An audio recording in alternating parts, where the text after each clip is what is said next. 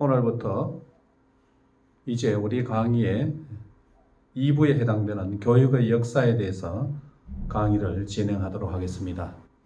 지금까지 우리는 교육의 철학에 대해서 먼저 살펴보았는데, 교육의 철학을 통해서 교육에 대한 질문과 교육에 대한 대화, 이와 같은 것들을 해서 교육을 더 지혜롭고 풍성하게 만들어가기 위한 여러 가지 철학의 흐름과 철학의 특징을 실제 철학자들이 어떻게 철학을 하고 또한 철학하는 방법을 중심으로 해서 우리가 철학적인 의미와 철학적인 바탕 위에서 교육을 이해하도록 이와 같이 했습니다. 지난주에 중간고사를 치고 오늘부터 교육의 역사, 우리 강의의 후반부에 해당되는 내용으로 수업을 계속해서 진행하도록 하겠습니다. 지금까지 우리가 먼저 공부했던 교육의 철학에 대해서 한번 정리를 하고 오늘 교육의 역사에 대해서 들어가도록 하겠습니다. 교육 철학을 한번 정리를 해보자면 무엇보다도 반드시 여러분들이 기억해야 될 내용은 철학을 하는 것이 중요하다. 철학을 하는 사람이 중요하다. 이렇게 생각할 수 있습니다. 많은 것들을 배워도 만약에 배운 것을 하지 못한다면 그것을 진실로 배웠는가? 이런 질문을 할 수가 있겠죠. 무엇을 배웠다라고 하면 여러분들은 앞으로 그것을 어떻게 해야 되는가 하는 사람이 중요합니다. 운전의 예를 든 적이 있었죠. 교육 철학 처음에 운전하는 것을 예로 들어서 설명을 했습니다. 운전을 배운 증거는 뭐냐? 운전을 배우고 난 다음에 어떻게 해야 제대로 운전을 배운 건가? 그것은 바로 운전을 하는 겁니다. 운전을 할 수 있는 사람이 되는 것이죠. 마찬가지로 철학을 우리가 한번 정리를 할 때, 교육 철학을 정리를 할 때 무엇보다도 철학을 하는 것이 중요합니다. 다른 말로 하면 교육을 할 때 철학이 있는 교사로서 교육하는 것이 중요하다. 이런 말입니다. 그러면 어떻게 철학이 있는 교사로서 교육을 할 수 있는가? 그것은 우리가 수업을 통해서 다루었지만 그 방법, 철학을 하는 방법을 통해서 우리는 철학 있는 교사로서 교육을 할 수 있게 된다라고 볼 수가 있겠죠. 첫 번째, 철학이 있는 교사로서 교육을 하려면, 철학을 하는 교사가 되려면 교육과 관련된 일에 질문을 던지는 교사가 되어야 됩니다. 아무런 생각 없이 주어진 어떤 상황에 그저 만족하고 적응해 나가기만 한다면 그것은 철학이 아닙니다. 그래서 질문을 던지는 교사, 왜 그런가? 질문을 던지는 교사, 왜 가르쳐야 하는가? 왜 배워야 하는가? 이런 교육과 관련된 부분에 대해서 질문을 던짐으로 해서 철학을 하는 교사, 철학이 있는 교사가 될 수 있다는 겁니다.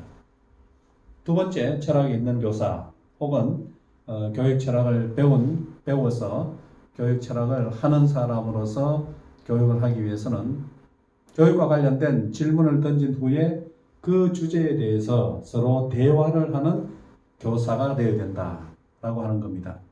대화를 함으로 해서 점점 그 던진 질문에 대해서 깊이 있게 생각하게 되고 또한 성찰하게 되는 것이죠. 그래서 대화가 교육과 관련된 주제에 혼자서 결정하는 것이 아니라 대화를 하는 거죠. 소크라테스에게 질문을 던져서 소크라테스의 생각을 듣기도 하고 공자와 예수의 생각을 듣기도 하고 목자의 생각을 들어보기도 하는 겁니다. 서로 대화하는 거죠. 같은 일을 하는 교사들 사이에서 또한 교육적 주제에 대해서 대화를 해보는 겁니다. 그것이 바로 철학자들이 하는 일입니다. 침묵하는 것이 아니라 대화하는 것이죠. 철학자들과 동일한 일을 하기 때문에 그것은 철학자 혹은 철학이다 이렇게 볼 수 있습니다. 그리고 우리는 철학하는 방법을 세 번째 방법을 알고 있습니다. 필라소피라고 할 때 그 말은 지혜를 사랑하는 사람이다 라는 어원을 설명을 했습니다. 그러니까 교육 철학을 한다, 철학을 한다라고 할 때 그 가르치고 배우는 일의 진정한 어떤 의미, 지혜라고 하는 것은 진정한 의미와 가치를 생각하는 것이 지혜죠. 그냥 단순히 아는 것이 아니라 그것이 가지고 있는 진정한 의미, 진정한 가치, 그것을 추구하는 것, 거짓 철학의 세 번째 목적이었죠. 지혜를 사랑하는 일, 필라소피. 그 하는 사람을 필라소퍼, 철학자라고 했죠.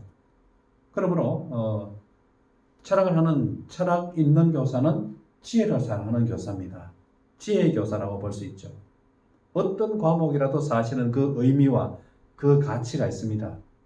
그래서 그 과목과 그 가르치는 내용들이 참으로 어떤 의미가 있고 그것을 배워서 학생들에게 어떤 가치를 심어줄 수 있는가, 그것을 추구하고 그것을 실행해 나가는 것이 바로 지혜의 교사. 이렇게 교육 철학에서 중요한 내용들을 이와 같이 정리를 할 수가 있습니다. 기대하기에는 여러분들이 교육 철학을 배웠으니까 이제 철학 있는, 철학을 하는 교사가 앞으로 되었으면 좋겠다, 이렇게 생각할 수 있습니다. 아마 여러분들 마음만 먹으면 다 할 수 있을 것이다 라고 볼 수가 있습니다.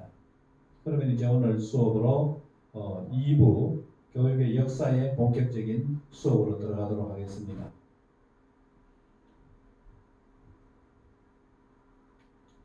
본격적인 수업으로 들어가기 전에 여러분들이 만약에 철학을 한다면 그것은 철학자와 동일한 일을 하는 사람이다.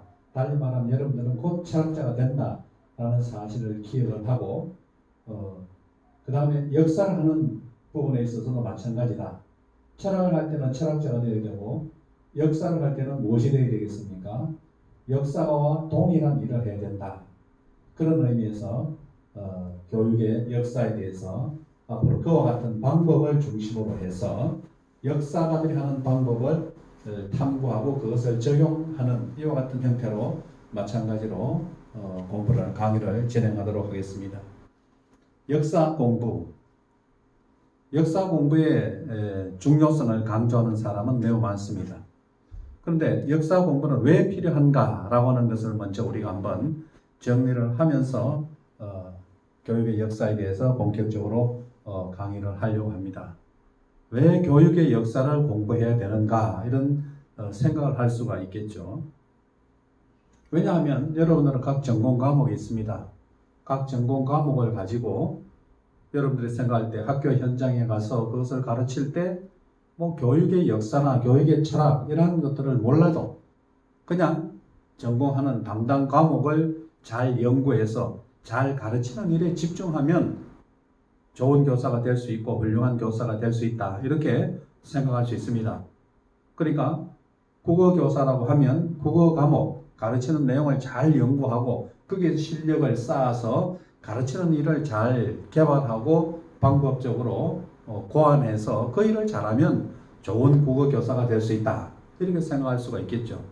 달리 말하면 역사나 철학이나 다른 것들은 별 필요도 없는 과목, 필요도 없는 내용, 이렇게 생각할 수 있다는 거예요. 그런데 왜 교육의 역사를 공부해야 되는가? 어쨌든 그와 같은 관점이라고 할지라도 우리는 알고 있습니다. 과거에 대한, 과거가 없는 현재와 미래는 없다라는 사실을 알 수 있습니다. 모든 사람은 과거가 있고 모든 인간 사회는 과거가 있고 현재와 또한 앞으로의 시간들, 다가오는 시간들, 미래가 있는 겁니다. 그러니까 무엇을, 현재의 삶을 더 잘 살아가기 위해서 아니면 다가오는 시간들을 더 잘 살아가기 위해서 필요한 것이 뭐냐 하면 과거를 살피는 일이라는 거죠. 현재와 미래를 더 소중하게 하도록 하기 위해서, 더 가치 있도록 하기 위해서 해야 될 일이 과거의 일이라는 것이죠. 그러니까 어떤 일을 하든지 간에, 어떤 과목을 가르치든지 간에 사실은 당장 눈앞에 있는 어떤 교과목 혹은 그 교과목, 교과의 내용만 공부해야 될 일이 아니라 과거의 어떤 그 일에 대한 과거의 경험들, 과거에 먼저 해왔던 이와 같은 사실들, 이것을 잘 살펴봄으로 해서 현재 그 일을 더 잘하게 되고 앞으로 그 일을 더 의미 있게 할 수 있게 되는 어떤 아이디어를 얻을 수가 있는 거죠.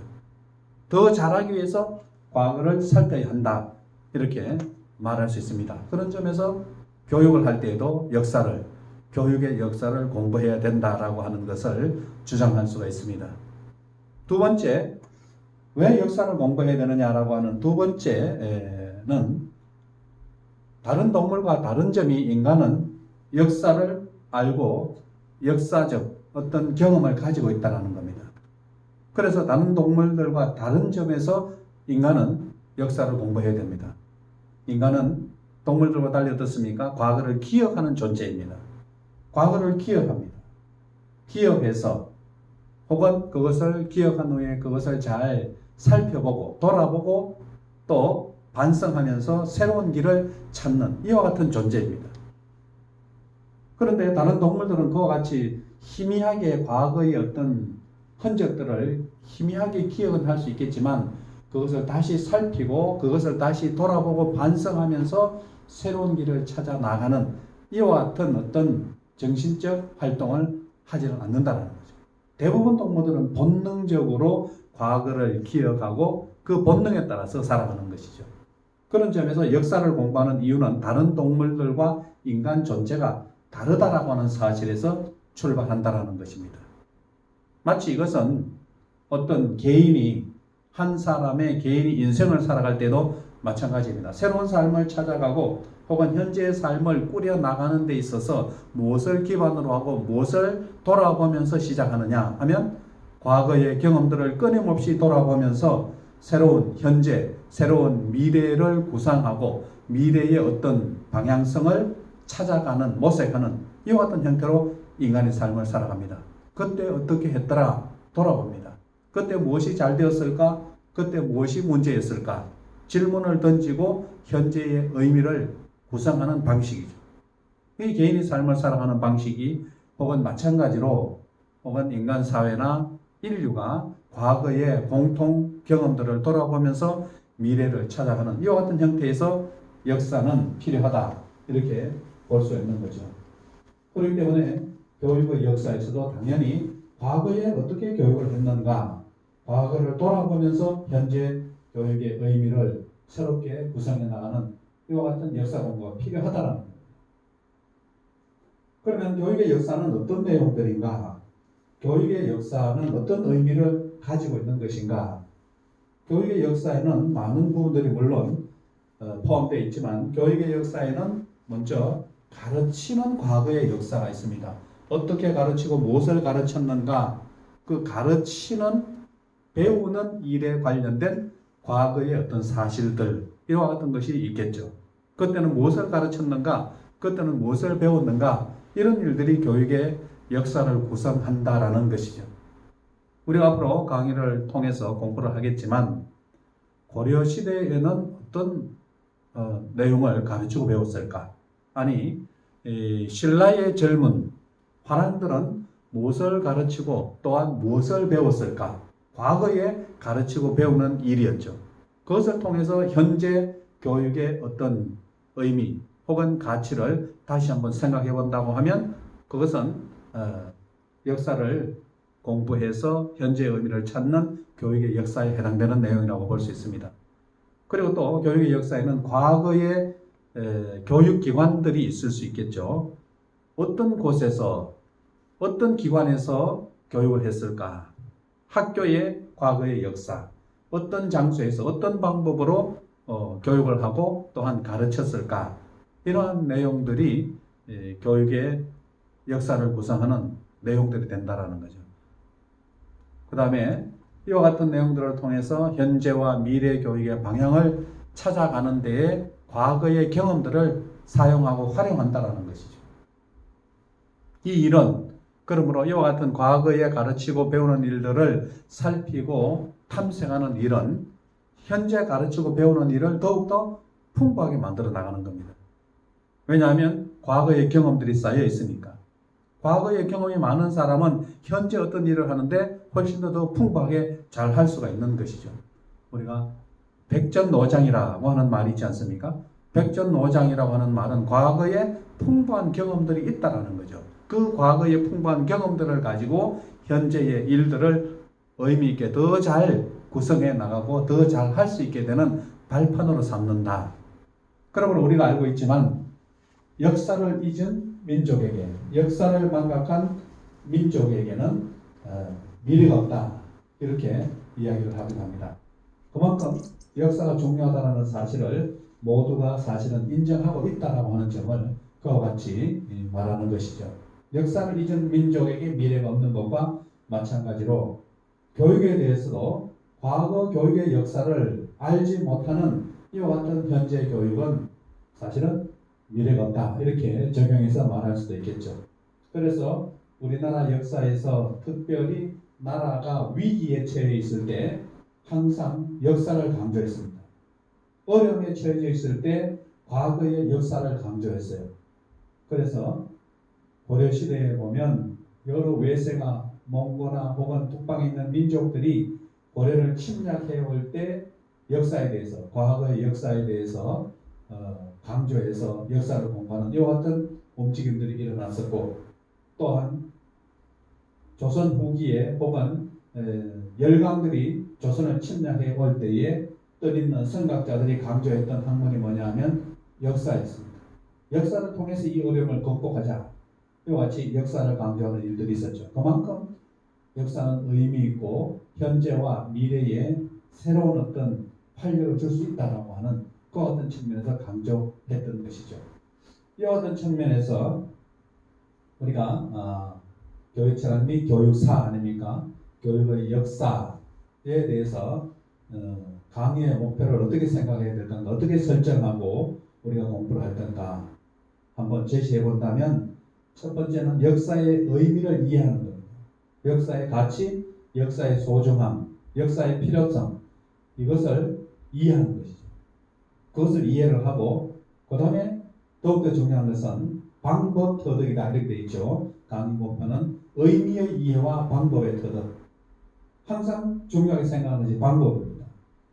여러분들이 무엇을 배운다라고 하면 반드시 그 안에 포함되어 있어야 할 내용이 방법입니다. 무엇을 배운다? 방법을 배우는 것이죠. 예를 들면 어떤 목공을 배운다라고 하면 그게 무엇이 들어있습니까? 목공을 배운다라고 하면 나무를 다루는 방법을 배우는 것이죠. 나무의 방법, 나무를 다루고 나무를 잘 다루어서 무엇을 가구를 만드는 방법을 배우는 것이죠. 방법이 들어있는 겁니다. 왜냐? 방법을 배우는 이유는 그것을 배워서 해야 되기 때문에 방법이 중요하다. 그래서 철학에서 방법이 강조되었습니다. 오늘 교육의 역사에 대해서도 공부를 하는데 무엇이 중요한가? 역시 방법이 중요하다. 여러분들 기억하시길 바랍니다. 교육철학 및 교육사 2부 교육사를 공부할 때 강의의 목표는 뭐냐? 여러분들 어디에 목표를 두고 공부를 해야 되는가? 그것은 역사의 의미를 잘 이해하고 역사적 방법을 터득해서 역사를 하는 사람이 되는 겁니다. 이와 같은 목표에 초점을 두고 여러분들이 남아있는 2학기 강의를 2학기 공부를 하면 우리 강의 목표에 부합하는 이와 같은 공부를 할 수 있다고 말할 수가 있습니다. 그러면 역사의 의미, 역사는 어떤 의미를 가지고 있는 것인가? 역사의 의미를 살펴보면 역사라고 하는 것은 많은 사람들이 사실 질문을 던진 주제입니다. 역사란 무엇인가? 이런 질문은 너무나 유명한 질문이죠. 역사란 무엇일까? 질문을 던졌습니다. 철학을 시작할 때 질문을 던졌죠. 사실은 모든 학문이, 진정한 학문은 질문을 던짐으로 해서 시작되는 것은 매우 비슷한 현상이라고 볼 수 있습니다. 왜 그런가? 뉴턴도 마찬가지죠. 사과가 떨어질 때 왜 떨어지는가에서 탐구가 시작된 거죠. 역사란 무엇인가? 유명한 역사학자 E.H. 카가 했던 질문과 마찬가지죠. 역사란 무엇인가? 그 질문입니다. 우리 수업에서 동영상을 바로 다른 동영상을 바로 볼 수는 없지만 여러분들이 참고로 유튜브에 나오는 역사란 무엇인가, 라쇼몽의 역사란 무엇인가, 그것을 한번 간단하게 살펴보면 E.H. 카가 말했던 역사란 무엇인가에 대해서 대략적으로 이해를 할 수 있습니다. 간단하게 얘기하자면 과거를 살핌으로 해서 현재의 의미 있는 이와 같은 내용들을 발견하게 됨으로 해서 역사는 과거와 현재의 대화이다. 이런 유명한 말을 남긴 것이 바로 E.H. 카의 역사란 무엇인가에 나오는 문장들이죠. 어쨌든 그 역사란 무엇인가 동영상에 한번 찾아서 라셔몽 이에이치카의 역사란 무엇인가 한번 짧은 내용이니까 한번 살펴보면 역사를 이해하는데 매우 도움이 된다고 볼 수가 있습니다. 그래서 역사란 무엇인가 라고 할 때 먼저 언어적으로 언어를 한번 어원적으로 살펴봄으로 해서 역사의 정확한 의미를 한번 정리해 보고자 합니다. 한자로 빨간 글씨로 되어 있죠. 역사 이렇게 되어 있습니다. 역은 지날 역자. 사전을 찾아보면 앞에 나오는 역사할 때 역은 앞에 나오는 것은 지날 역자입니다. 뒤에는 사는 역사 사자인데 같은 뜻으로 사용하는 게 뭐냐 하면 역사와 마찬가지로 똑같은 발음인데 역사인데 뒤에는 일사자죠. 앞에는 역사 사자고 뒤에는 일사자인데 그렇게 보자면 역사는 결국 사전적으로 풀이를 하자면 지날 역자와 일사자 이렇게 되니까 지나간 이야기나 지나간 일, 지나간 사건 이런 것들이 되죠. 여러분들이 간단한 일에 알바를 할 때에도 요즘에는 여러분들의 이력서를 요구하는 경우가 많죠. 이력서를 가져오세요 이렇게 얘기합니다. 이력서가 무슨 뜻일까? 서는 이력서 할 때 서는 서류라는 말이죠. 그럼 앞에 나와 있는 이력이죠. 이력. 이력이 무슨 뜻이냐 하면 여러분들이 희미하게 대충 알고 있겠지만 이력할 때 이는 밟을 이자입니다. 사람이 발로 이렇게 밟으면 발자국이 남게 되겠죠. 그 발자국이 쭉 연결되는 거 밟을 이자입니다. 력은 지날 역자예요. 이력서 할 때 이력. 그러니까 이력하면 지나온 발자국이다 이런 뜻입니다. 그래서 이력서는 그 사람이 살아왔던 지금까지 살아왔던 지나온 발자국을 기록한 서류가 이력서입니다. 그래서 고등학교 어디를 졸업하고 군대를 어떻게 마쳤느냐 마치지 않았느냐 또 혹은 다른 알바에 어떤 경험을 있는지 지나간 어떤 경력, 지나간 발자국을 기록하는 거죠. 어떤 의미에서 보자면 간단하게나마 우리가 역사를 이해한다면 바로 이력서와 마찬가지입니다. 이력서에는 과거의 것을 대부분 적죠. 과거의 일입니다. 지나간 이야기입니다. 개인의 역사를 가장 간단하게 보여줄 수 있는 게 이력서입니다. 사람마다 다 다르죠. 마찬가지로 인간의 과거의 이력을 나타내는 용어가 역사다 이렇게 말할 수가 있습니다. 그러니까 지나간 모든 일은 그런 면에서 보면 지나간 모든 일과 사건은 역사다 이렇게 말할 수가 있겠죠. 그래 역사의 범위가 얼마나 넓습니까? 어마어마한 것이죠 사실은. 모든 것이 역사고 모든 것이 역사의 탐구 대상이 되는 겁니다. 고대로부터 시작해서 바로 현대 사건에 이르기까지 모든 일이 역사의 대상이니까 역사가 되니까 역사를 좀 더 구체적으로 좀 더 잘 이해하기 위해서 한번 일기를 생각을 해보면 될 것 같습니다. 하루를 지났습니다. 하루를 지나고 난 다음에 일기를 쓴다면 간단하게라도 쓴다면 아침부터 잠자리에 들기까지 있었던 일들을 잘 정리를 해서 기록을 하게 되겠죠. 하루 동안 있었던 일, 하루 동안 밟아왔던 길, 그러니까 하루라고 하는 어떤 시간 동안 살아왔던 것들을 일기로 기록하는 거죠. 그러니까 일기라고 하지만 그것이 사실 한 개인으로 보자면 그것이 바로 역사가 되는 것이죠. 오래된 일기가 있고 여러분들이 초등학교 때 방학 숙제로 혹시 일기를 썼다고 하면 그때 했던 한 10여 년 전쯤에 했었던 여러분들의 인생이 그 일기 속에 들어있는 것이죠. 그러니까 넓은 의미에서 그것을 확장해서 보면 곧 역사가 되는 겁니다. 그래서 역사를 우리가 히스토리라고 할 때 개인의 히스토리 뭐 이렇게 말하기도 하잖아요. 살아온 어떤 과거의 그 사람의 삶이죠. 히스토리. 이 히스토리는 헬라어, 고대 그리스어를 헬라어라고 하죠. 헬라어의 히스토리아에서 나왔습니다.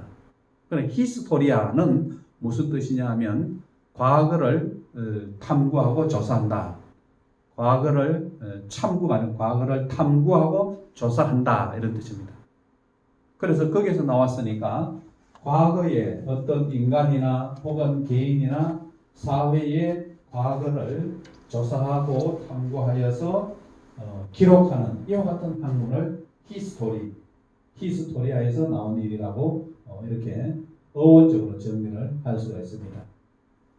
이것이 바로 역사라고 하는 것의 첫 번째 언어적인 어떤 측면에서 해석할 수 있는 것이고, 두 번째 역사를 이해하기 위해서 알아야 될 용어가, 알아야 될 단어가 통감이라고 하는 말입니다. 통감. 역사라는 말은 많이 들어봤겠지만 여러분은 통감이라고 하는 말은 많이 안 들어보지 않았을 수도 있습니다. 통감이라고 하는 것도 사전으로 찾아보면 통은 어떤 연속적으로 연결된 어떤 일들을 통이라고 표현을 하게 되겠죠. 지나간다 이렇게 말할 수도 있겠고, 연속적으로 어떤 이루어지는 어떤 일들, 지나가는 것들, 이런 것을 통이라고 합니다. 통과 이런 말도 있잖아요. 통과, 쭉 지나가는 어떤 이와 같은 것들이죠. 감은 비춘다라는 뜻입니다. 비춘다, 비추어 본다 이런 것이죠. 그래서 그러면 통감을 두 글자로 붙이면 빨간 부분에 통감이라고 하는 것은 뭐냐 하면 연속적으로 지나간 일들을 되돌아보면서 비추어 보는 거예요. 쭉 지나왔는데 다시 돌아서서 다시 조명을 해서 지나온 어떤 연속적인 어떤 일들을 다시 비추어 보는 겁니다. 비추어 보면 드러나게 되겠죠. 비추어 보지 않으면 드러나지 않습니다. 그런 뜻이 통감입니다. 그러니까 역사와 매우 비슷한, 앞에 나왔던 역사와 매우 비슷한 어떤 뜻을 담고 있는 것이 통감인데, 비춰보는 이유가 뭐겠습니까? 다시 지나온 어떤 연속적인 어떤 일들을 되돌아서서 조명하여 비춰보는 일들은 그때 무슨 일이 있었는가 살펴보기 위해서 비춰보는 거죠. 되돌아보는 것이죠. 되돌아보는 일을 반성적 회고라고 합니다. 되돌아보아서 살피는 것, 되돌아보고 살피는 것, 그것이 반성적인 회고죠. 반성문, 물론 나쁜 의미로 사용되겠지만 반성문이라고 하는 뜻은 있었던 일에 대해서 한번 다시 되돌아보고 자기를 잘 살펴보는 것이 반성이고, 그것을 글로 쓴 것이 반성문입니다. 그러니까 통감이라고 하는 것은 과거에 있었던 일들에 대해서 다시 되돌아보고 그것을 다시 잘 성찰하는 겁니다. 이것이 통감이라는 건데, 이 통감이라는 단어가 역사라고 하는 단어와 마찬가지로 과거의 어떤 일들을 탐구하는 일을 통감이라고 부르기도 했다는 거예요. 그래서 보면 여러분들이 들어본 책일 수도 있지만 또 처음 들어보는 책 제목일 수도 있는데, 자치통감이라고 하는 책이 있습니다. 그런데 이 책은 무슨 내용을 담고 있는가? 자치통감은 중국의 송나라 때 사마광이라고 하는 학자가, 사마광이라고 하는 사람이 썼는데, 중국의 고대의 역사를 되돌아보면서 기록한 겁니다. 그러나 중국 고대 역사죠. 그것을 자치통감이라고 했어요. 우리나라의 역사를 기록한 책이 있는데, 자치통감 밑에 무엇이 있습니까? 동국통감이라고 하는 책이 있어요. 그러나 동국이 우리나라를, 중국을 중심으로 말할 때 동쪽에 있는 나라라 해서 동국을 우리나라라고 말하지 않습니까? 그래서 동국통감이니까 우리나라의 조선시대 성종 때의 서거정이라고 하는 학자가 우리나라의 역사를 기록을 했습니다. 그래서 그 책 제목을, 우리나라 역사 책 제목을 동국 역사라고 하지 않고, 동국 역사라는 책도 있습니다. 역사책도. 동국 역사라고 하지 않고 뭐라고 했느냐? 동국 통감이라고 했어요. 그러니까 역사라는 말과 통감이라는 말이 같은 뜻으로 사용되었다는 뜻을 알 수 있죠. 그래서 역사라고 하는 단어, 또한 통감이라고 하는 단어, 이것을 여러분들이 잘 기억하면 역사에 대해서 어느 정도 기본적으로 이해가 가능하다, 이렇게 볼 수 있고, 특별히 통감을 잘 이해하면 더더욱 역사가 어떤 가치와 의미를 가지고 있는지 그 뜻을 분명하게 알 수 있을 것이다, 이렇게 생각합니다. 자치통감이라고 되어 있죠. 한자로 자료에 보면 자치통감 이렇게 되어 있고, 저기에 보면 중국의 고대 역사를 쫙 기록하고 있습니다. 그 쓴 자치 통감을 쓴 목적은 사마광이 이 자치 통감을 쓴 목적은 역사를 통해서 다스리는 일, 치가 정치 다스리는 일이잖아요. 다스리는 일을 더 잘하기 위해서 과거의 역사를 거울로 삼아서 다스리는 일을 더 잘하기 위해서 이 책을 썼다. 그래서 자치 통감 이렇게 얘기했고 이 글자는 앞에 자치를 빼고 두 글자로만 쓰면 통감이다. 통감 이렇게만 쓰기도 했다라는 사실입니다. 그래서 이 책이 역사를 기록하는 데 있어서 중요한 하나의 발자취를 남기게 되었고 여기에 따라서 통감이라는 이름으로 역사책을 기록한 경우가 많죠.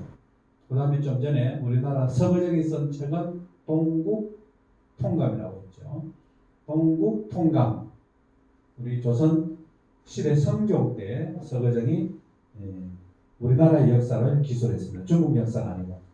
그래서 동국통감을 썼는데 사실은 조선 시대 공부하는 경향을 보면 많은 사람들이 사실은 교육적으로 볼 때 우리나라 역사를 많이 공부하는 대신에 사실은 중국의 역사를 많이 공부했습니다.